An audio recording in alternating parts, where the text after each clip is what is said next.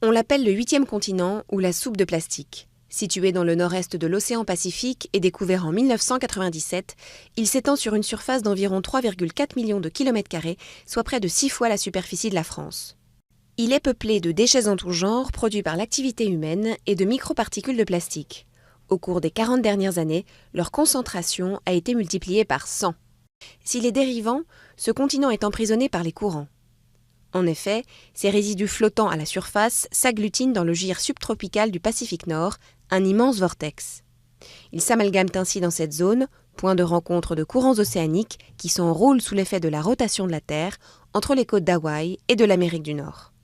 4 autres vortex marins dans lesquels se concentrent des millions de tonnes d'immondices polluent nos océans.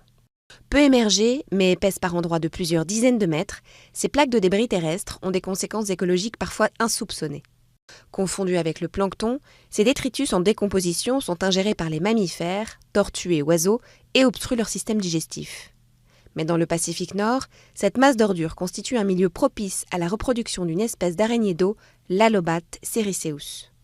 Cet insecte, capable de vivre dans un milieu marin, a besoin d'un terrain solide pour pondre ses œufs et ce lieu lui fournit un incubateur de rêve. Manne inespérée pour les crabes, les poissons et les oiseaux de mer, l'Allobate est, elle aussi, un prédateur qui affectionne le zooplancton et les œufs de poisson.